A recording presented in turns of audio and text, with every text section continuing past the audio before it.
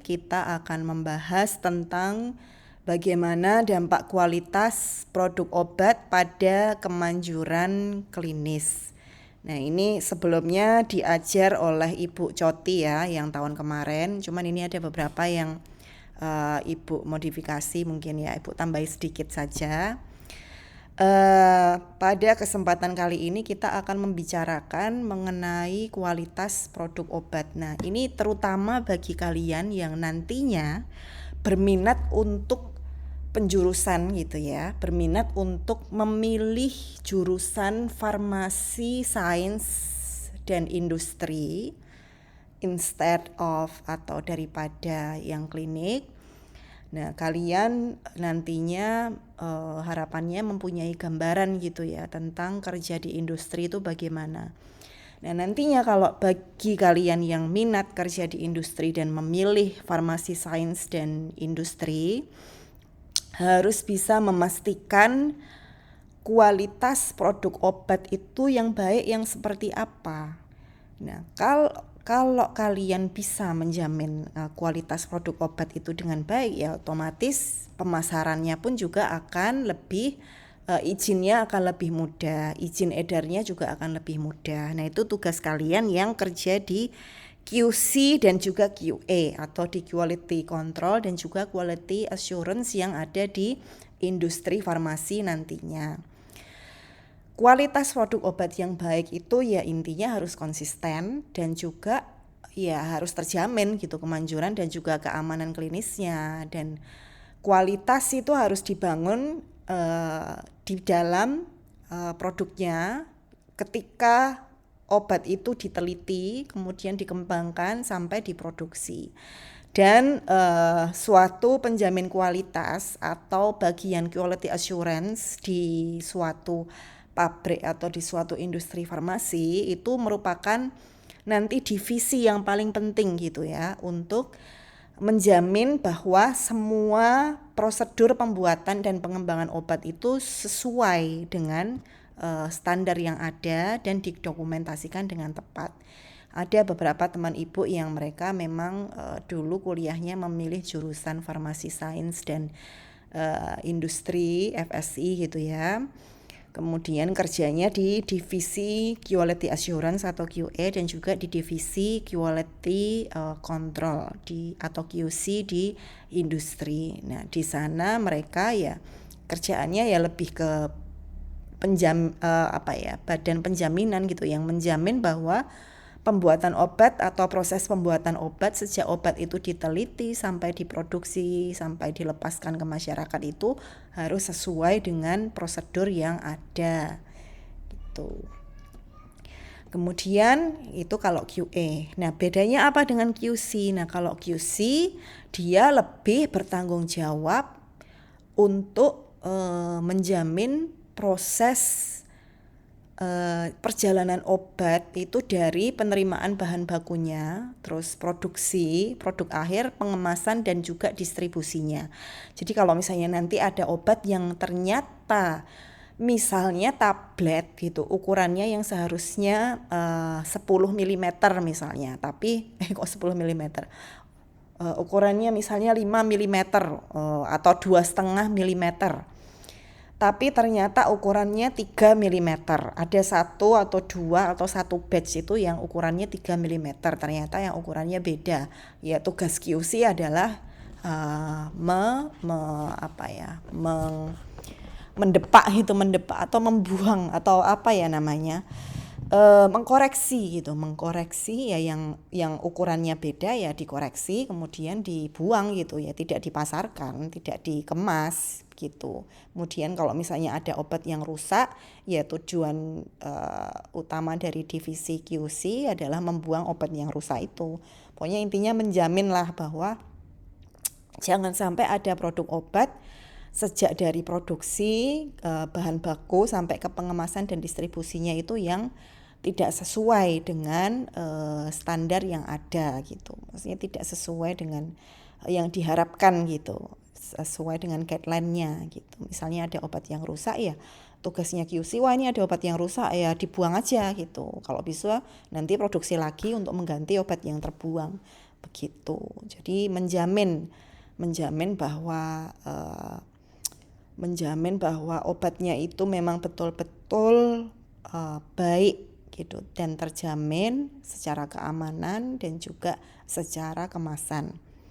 Kemudian QA QC itu nantinya dia mempunyai tanggung jawab dan wewenang untuk menyetujui atau menolak semua komponen atau misalnya wadah produk obatnya, penutupnya, material pengemasnya, pelabelannya itu adalah tugas dari bagian QA dan QC, Quality Assurance dan juga Quality Control. Misalnya gini, jadi quality control dan quality assurance tuh kalau misalnya kalian punya saudara yang kerjanya di warung SS gitu ya, atau di warung steak gitu misalnya, itu sama aja dengan gini, misalnya ada beberapa cabang warung SS itu.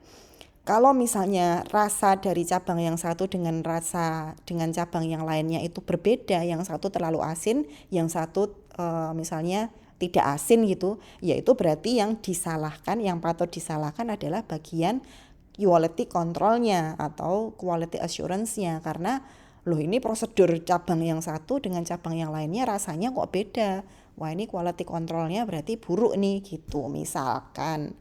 Ya sama seperti obat, kalau misalnya nanti obatnya ada yang rusak, misalnya ada yang tidak sesuai, ya berarti ya yang disalahkan nanti bagian maksudnya ada obat yang rusak atau obat yang tidak sesuai atau obat yang misalnya dia kemasannya sudah rusak ketika dipasarkan sampai ke konsumen, kemudian dia memberikan dampak yang buruk kepada pasien yang menggunakan. Nah nanti yang disalahkan adalah bagian QA dan QC dari pabrik obat tersebut, karena dia harus bertanggung jawab gitu terhadap keamanan obatnya dan juga kemasan obat yang baik gitu. Kemudian nah QA dan QC itu mereka harus mempunyai pedoman untuk bisa menjamin kualitas obat yang baik. Pedomannya itu dengan good manufacturing practices, yaitu praktik pembuatan obat yang baik, dan itu merupakan aturan dari FDA. FDA itu adalah pusat ya, itu Food and Drug Association yang dunia gitu ya, badan pengawas obat dan makanan tapi global, dan guidance Indonesia itu menganut dari FDA. Jadi harus sesuai dengan guidance dari FDA. Nah, GMP ini, Good Manufacturing Practice, dia membantu mencegah kelalaian penggunaan atau pelepasan produk obat yang tidak diterima ke dalam pembuatan dan distribusi. Kemudian syarat GMP itu apa? Good Manufacturing Practices itu syaratnya harus mempunyai personel dan manajemen yang terlatih dengan baik. Nah nanti kalau misalnya kalian kerja di apotek, di rumah sakit, di industri, itu juga harus terlatih baik dalam memproduksi produk-produk sediaan farmasi dan juga produk-produk obat. Dan bangunan dan fasilitasnya itu harus sesuai dengan SOP. Kemudian panduan untuk pengembangan dan pembuatan bahan obat dan produk obat itu mengacu pada ICH yang diterbitkan oleh yaitu tadi FDA, Food and Drug Association. Kemudian untuk standar kualitasnya harus bisa menjamin bahwa bahan baku dan produk obatnya itu mempunyai kualitas yang konsisten dan keterulangan. Jangan sampai terjadi seperti kasus obat sirup yang baru-baru ini ditarik dari peredaran.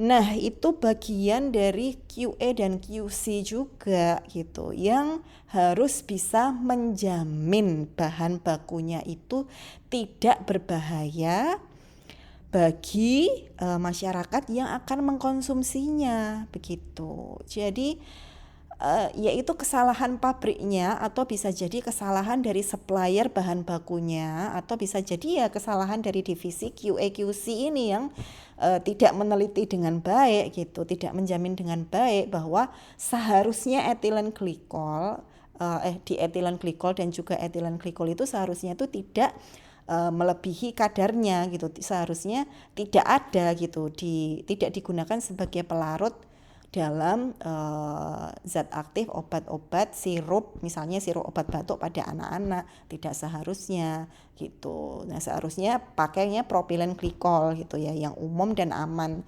Tapi ternyata kebobolan gitu, bagian QA QC-nya dia lalai, kebobolan, atau entah tanpa disengaja atau entah disengaja mencampurkan atau menggunakan etilen glikol, dan juga di etilen glikol itu sebagai pelarut pada obatnya yang jelas-jelas itu berbahaya, terutama bagi ginjal anak-anak gitu. Nah, itu yang bertanggung jawab salah satunya adalah divisi QA QC ini. Jadi nanti kalian kalau di industri, kemudian kalian di bagian QA dan QC, ya kalian harus benar-benar belajar betul-betul dan harus punya skill yang mumpuni gitu. Setidaknya kalian paham gitu basic-basic ilmunya seperti apa, karena kalau salah sedikit saja atau meleng sedikit saja ya nantinya terjadi kasus-kasus seperti ini gitu. Ternyata etilen glikol dan juga di etilen glikol ada atau digunakan sebagai pelarut gitu di dalam sediaan obat batuk anak-anak, dan itu membahayakan masyarakat.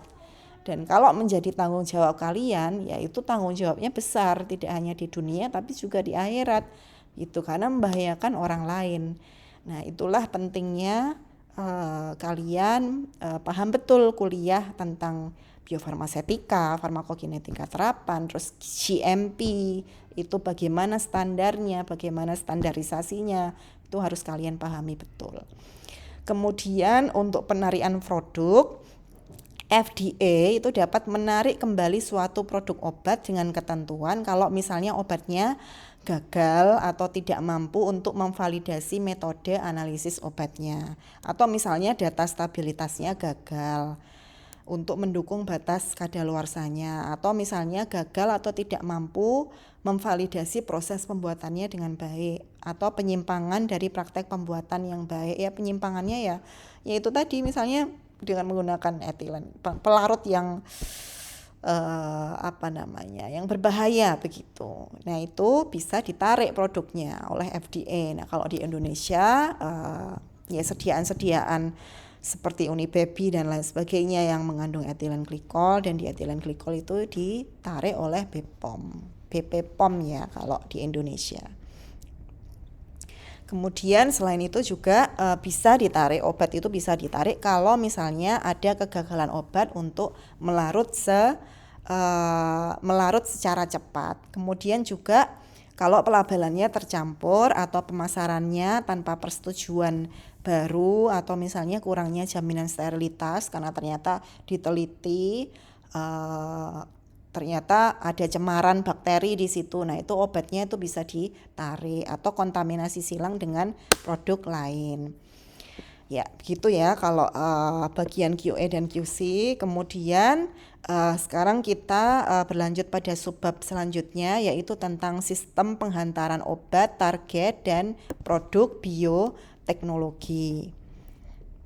Nah, bioteknologi itu apa? Nah, kita sekarang sudah ke subbab yang lain gitu ya. Nah, bioteknologi itu suatu penyakit bawaan atau genetik pada manusia yang memberikan kesempatan untuk pengembangan obat baru. Dan bioteknologi itu penggunaan bahan biologis untuk menciptakan suatu produk obat. Jadi bioteknologi dia itu diciptakan dia diciptakan untuk apa? Mengakomodir penyakit-penyakit yang dia itu biasanya ada bawaan genetik pada manusia, sehingga dengan adanya ilmu bioteknologi para ilmuwan itu menciptakan suatu produk obat, di mana produk obatnya itu bisa bisa dibuat secara high tech gitu ya, menggunakan high technology untuk mengatasi permasalahan-permasalahan penyakit pada manusia yang tidak bisa diatasi dengan sediaan obat yang biasa atau dengan obat yang diolah secara biasa. Nah, itu misalnya adalah asam nukleat, ada protein dan juga peptide. Nah, produk-produk peptide, produk-produk hormon, produk-produk obat kanker itu nanti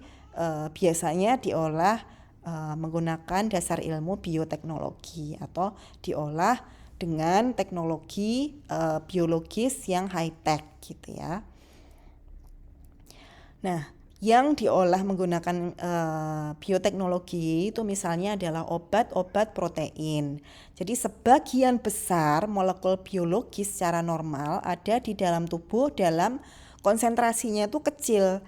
Nah, molekul biologis tersebut itu dapat digunakan untuk indikasi terapeutik tertentu. Jadi obat-obat protein itu gimana caranya dengan ilmu bioteknologi itu diolah dalam konsentrasi dan ukuran yang kecil, seperti misalnya insulin sebagai terapi DM, hormon pertumbuhan seperti nutropin, kemudian interferon yang digunakan untuk hepatitis. Nah, itu dia juga diolah menggunakan ilmu bioteknologi atau menggunakan metode bioteknologi dengan high technology sehingga bisa menyelesaikan masalah-masalah penyakit pada manusia yang tidak bisa diselesaikan dengan cara-cara yang konvensional. Kemudian suatu obat bisa diperoleh secara teknologi itu dia tuh harus dirancang dengan baik sehingga struktur obatnya itu bisa stabil, kemudian bisa diproduksi ulang atau reproducible, terus akurat, dan juga penyimpanan dan juga pemakaiannya pun juga harus stabil gitu ya, harus baik. Kemudian obat-obat biologis seperti ini tadi misalnya hormon, kemudian insulin, interferon itu biasanya dia tidak stabil gitu kalau misalnya masuk ke dalam saluran cerna, kalau misalnya masuk ke dalam tubuh kita. Sehingga apa? Supaya dia bisa masuk ke dalam tubuh kita dengan keadaan stabil, diperlukan suatu upaya modifikasi untuk memperbaiki penghantaran atau kestabilan obatnya atau stabilitas obatnya. Caranya apa ya? Dengan menggunakan metode bioteknologi itu tadi. Dan ini salah satu ilmu gitu ya, cabang ilmu di bawah biofarmasetika dan juga farmakokinetika terapan. Nah, sebagian besar obat biologis itu biasanya tidak diberikan secara peroral, tetapi diberikan secara parenteral. Parenteral itu misalnya apa? Adik-adik, kalau parenteral itu diberikan secara apa? Misalnya, coba dijawab bersama-sama. Intravena, Bu. Ya, biasanya diberikan secara intravena, injeksi, kemudian juga subkutan, kemudian juga pokoknya yang tidak lewat peroral, yang tidak lewat saluran pencernaan, tidak lewat lambung lah intinya kalau yang parenteral. Kemudian penggunaan secara intranasal dan inhalasi yang diolah dengan bioteknologi itu masih dalam proses penelitian. Nah, ini ada lagi obat yang namanya antibodi monoklonal. Kalian sudah belajar farmakoterapi belum ya kelas ini? Belum ya? Sudah, Bu. Apa farmakoterapi apa yang sudah diajarkan? Farmakoterapi 1. Apa tentang apa itu? Penyakitnya misalnya. Penyakitnya apa?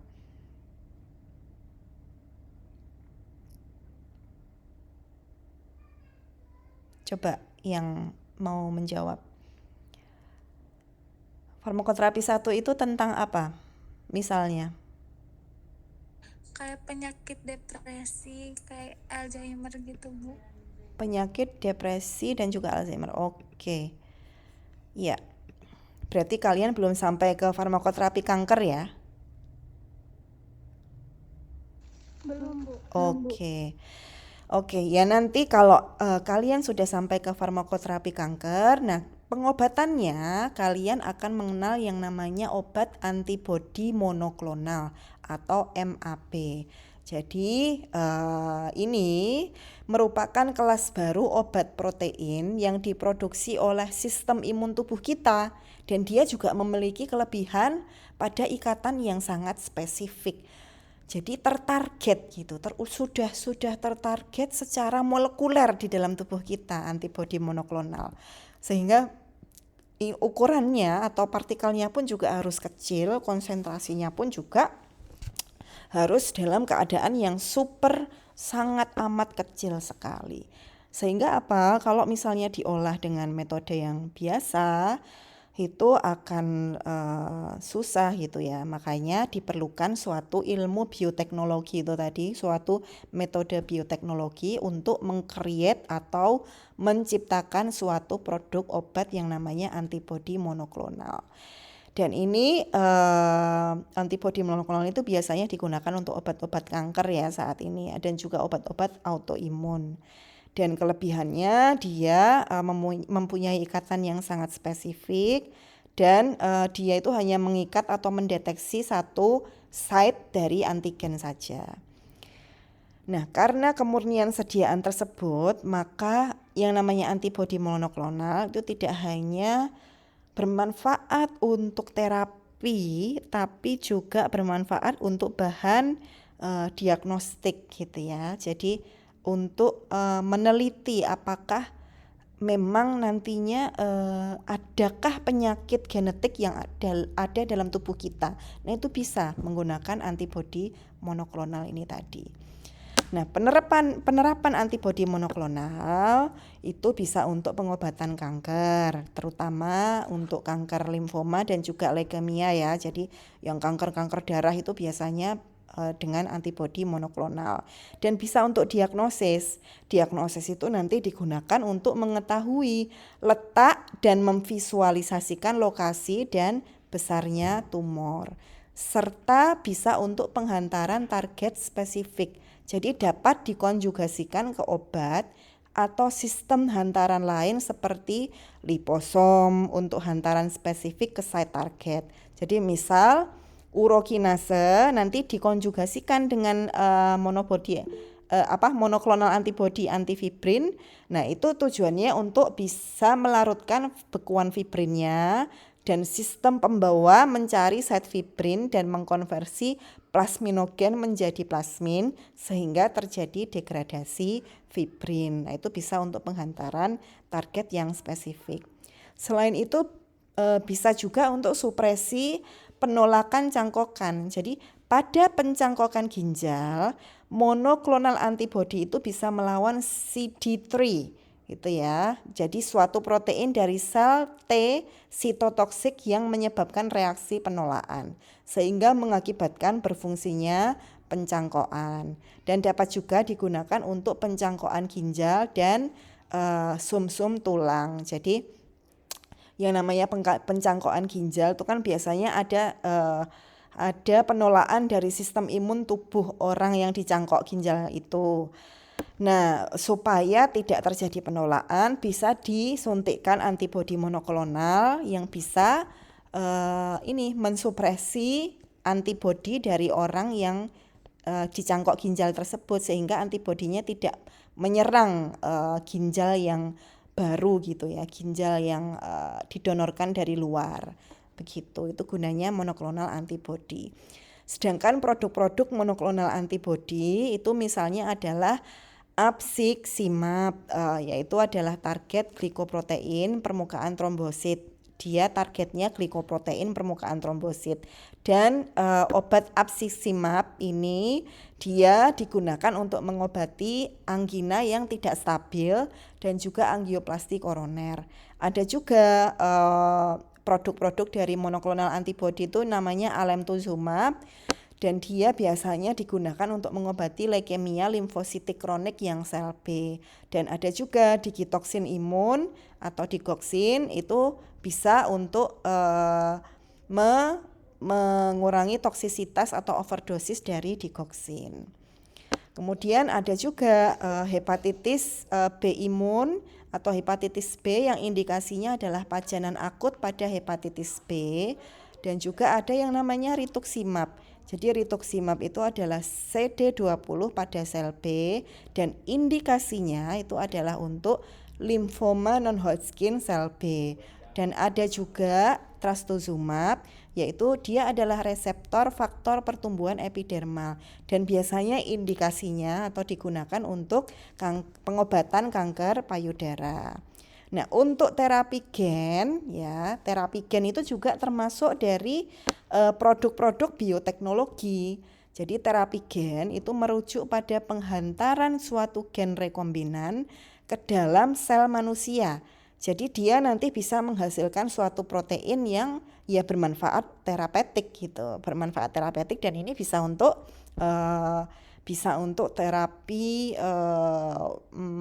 terapi penggantian hormon pada orang menopause misalnya.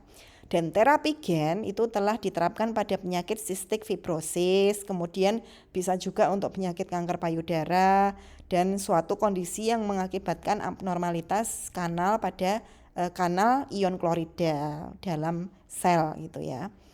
Kemudian untuk penghantaran gen itu juga harus mengandung DNA atau rDNA untuk dapat menghantarkan ke sel target. Dan pendekatan utama untuk penghantaran in vivo rDNA itu adalah penghantaran viral dan yang non viral. Nah, kalau penghantaran virus nanti bisa melibatkan penggantian gen replikasi viral dengan transgen, kemudian membawa rDNA-nya ke dalam partikel viralnya. Nah, kalau misalnya virus rekombinan itu nanti dia bisa menginfeksi sel target dan juga transgen yang diekspresikan. Nah, kedua jenis retrovirus RNA dan juga DNA ini telah banyak digunakan untuk penghantaran gen viral. Nah, ini biasanya untuk pengobatan penyakit-penyakit yang autoimun atau misalnya penyakit sistik fibrosis, kemudian multiple sklerosis seperti itu.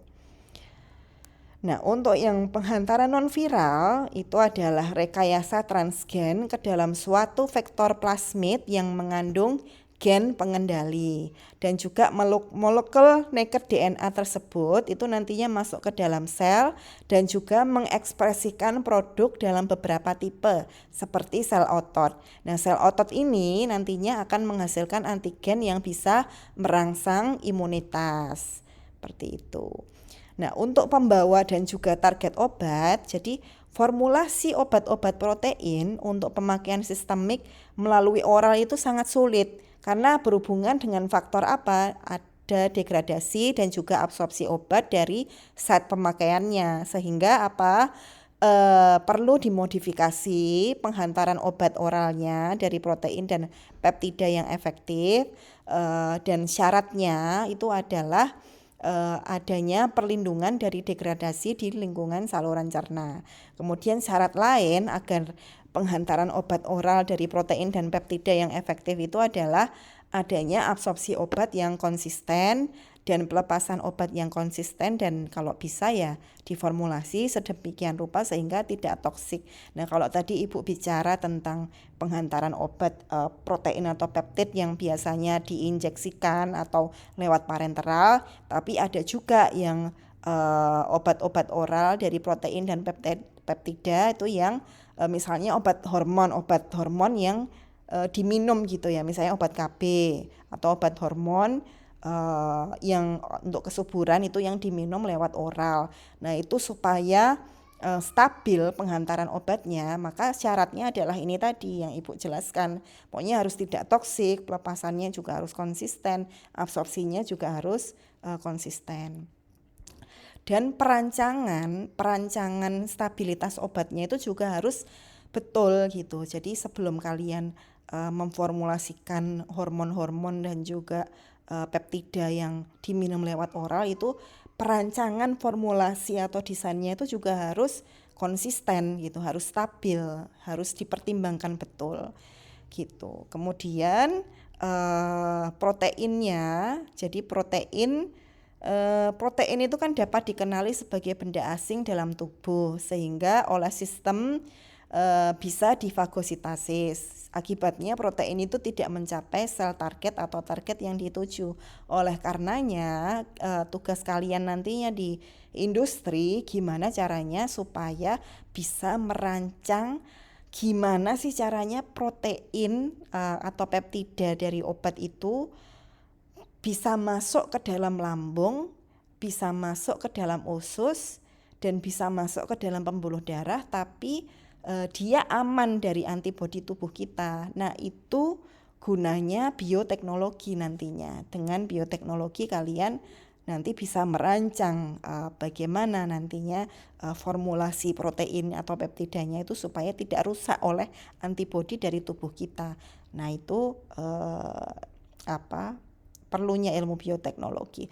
Cuman ini karena masih S1, jadi ibu hanya memberikan gambaran-gambaran saja gitu. Ini tidak perlu kalian hafalkan ya. Sekali lagi soal DNA, RNR, DNA ini tadi tidak perlu dihafalkan, tapi yang penting kalian itu memahami kalau ternyata supaya obat peptida, obat hormon atau antibodi monoklonal yang diperlukan untuk ngobatin sel kanker supaya bisa masuk ke dalam tubuh dan tidak rusak tuh ternyata itu formulasinya tuh harus betul. Ternyata harus menggunakan ilmu bioteknologi gitu supaya kita bisa memformulasikan obat yang stabil, yang tidak rusak oleh sistem imun tubuh kita atau oleh pH tubuh kita begitu. Jadi cukup paham di situ saja bahwa gunanya ilmu bioteknologi itu adalah seperti itu. Nah, untuk lebih detailnya nanti bagaimana formulasinya, bagaimana caranya menghitung menghitung ukuran partikelnya, bagaimana nanti memilih pelarutnya, bagaimana nanti memformulasikan desain produknya. Nah, nanti biasanya akan dipelajari di S2 gitu bagi kalian yang memang minat gitu untuk mendalami ilmu bioteknologi ini. Begitu. Ya, yang penting kalian tahu gitu bahwa ternyata ilmu bioteknologi ini gambarannya seperti ini.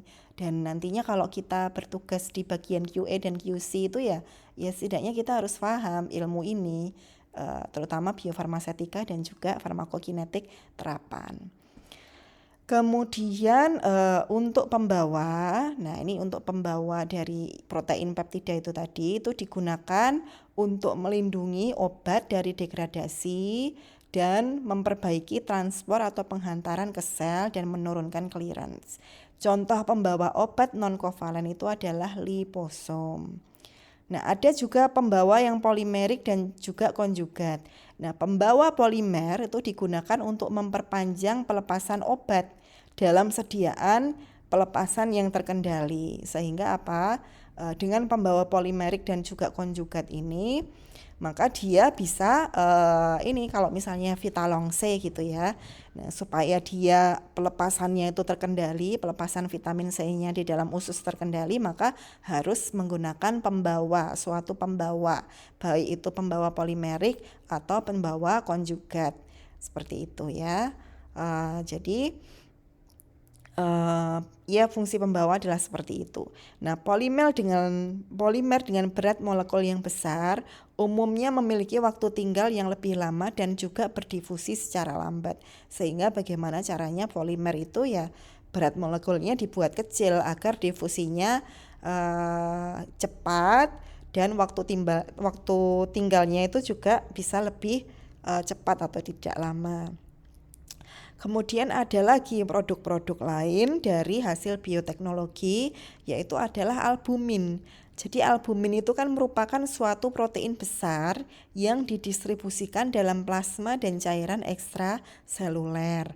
Nah, albumin itu dapat berkonjugasi dengan beberapa obat seperti methotrexate. Methotrexate itu obat kanker. Kemudian ada sitosin, itu juga dapat memperbaiki site spesifik dari penghantaran obatnya. Dan ada contoh konjugat methotrexate albumin, kombinasi antara albumin dan methotrexate itu dapat meningkatkan lama aksi obat setelah berkonjugasi. Ada juga produk bioteknologi yang lain yaitu adalah lipoprotein. Nah, lipoprotein itu merupakan kompleks protein lipid dalam darah dan berdasarkan berat molekulnya, lipoprotein itu ada yang berupa HDL, LDL dan juga VLDL. Dan perlu penelitian lebih banyak lagi mengenai penggunaan lipoprotein untuk penargetan obat. Ada juga liposom, jadi liposom itu juga salah satu produknya digunakan dengan baik untuk menurunkan efek samping obat anti tumor dan juga antibiotika. Jadi liposom ini biasanya digunakan dengan obat-obat anti kanker dan juga antibiotik untuk menurunkan apa? Menurunkan efek samping dari obat anti kanker dan juga antibiotiknya. Dan ada 3 metode penyiapan liposom, yaitu adalah fase pemisahan, metode penyemprotan dan juga coacervation.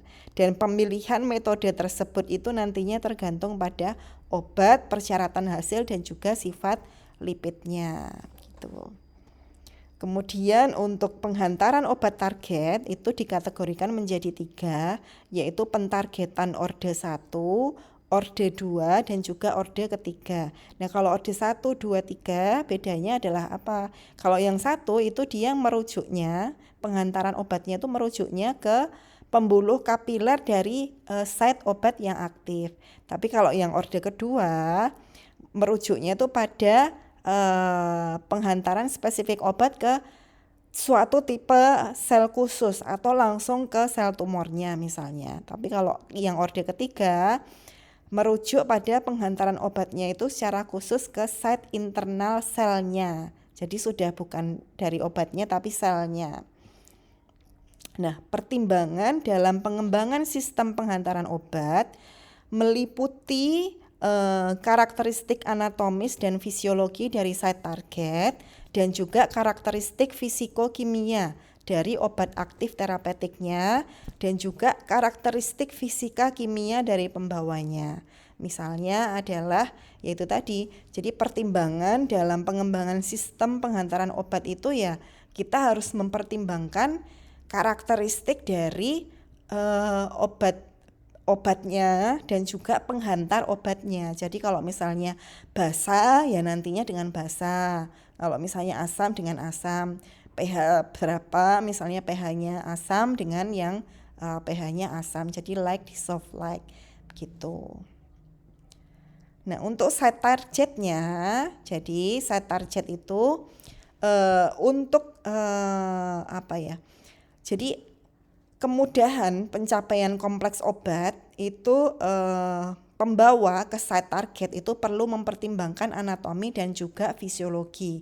Jadi nantinya obat-obat yang ditujukan untuk terapi tumor di otak itu nantinya berbeda tentunya dengan rute pemberian dari obat-obat yang ke liver atau limfa. Jadi kemudahan pencapaian obatnya ke site targetnya itu nanti ditentukan oleh anatomi dan fisiologi dan perbedaan kondisi atau perbedaan lingkungannya. Kalau obat yang ke hati sama yang ke otak itu nanti tentunya berbeda gitu ya cara mencapainya. Jadi cara obat mencapai organ tertentu atau organ yang berbeda itu juga berbeda-beda. Makanya nanti formulasinya pun juga kalau misalnya untuk obat yang ditargetkan ke otak ya formulasinya tentunya berbeda dibandingkan obat yang targetnya adalah site targetnya di liver atau di hati atau di limfa.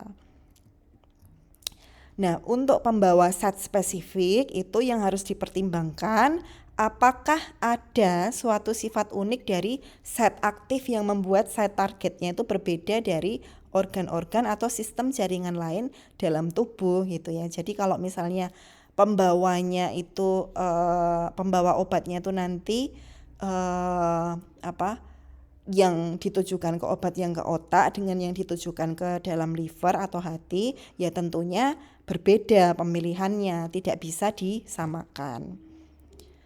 Nah, sebagian besar obat itu yang digunakan untuk penghantaran obat target itu adalah obat-obat yang sangat reaktif, yang mempunyai aktivitas farmakokinetik yang poten dengan rentang terapeutik yang sempit.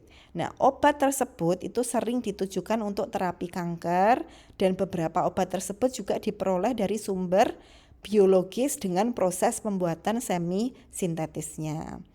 Kemudian untuk bahan pentargetnya nantinya yang namanya antibodi monoklonal dalam liposom dan juga sistem penghantaran lain itu juga dapat dikonjugasikan secara langsung ke obatnya. Jadi ke obat sehingga konjugat yang dihasilkan itu juga dapat menghantarkan obat secara langsung juga ke dalam selnya.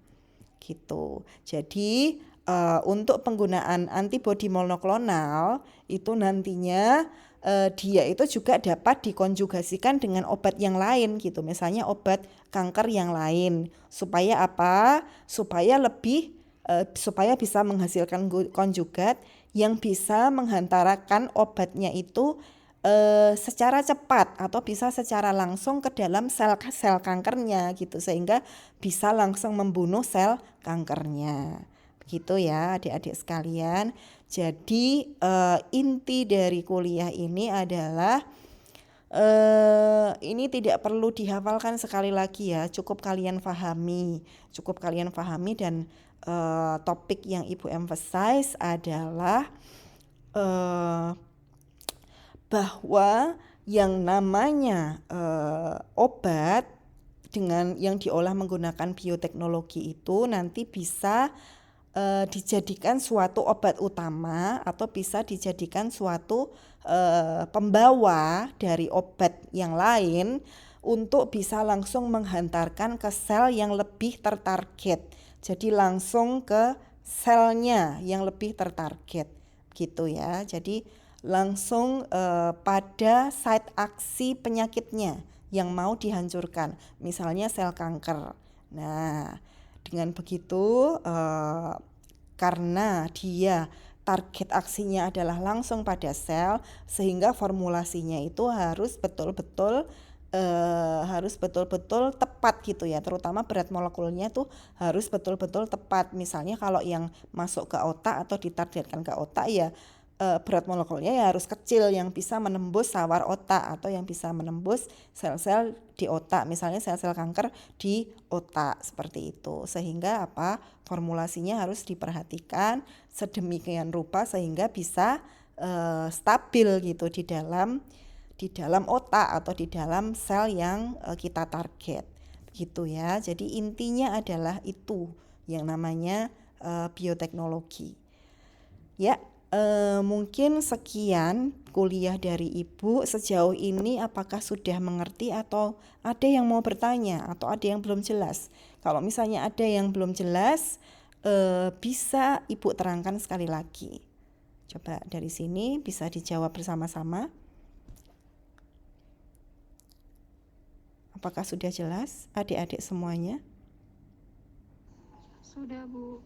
Sudah, Bu. Oke, kalau begitu mungkin Ibu tunggu selama 10 detik gitu ya, sampai ada pertanyaan.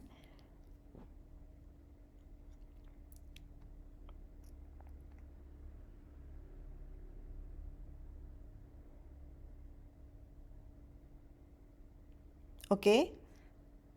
Kalau misalnya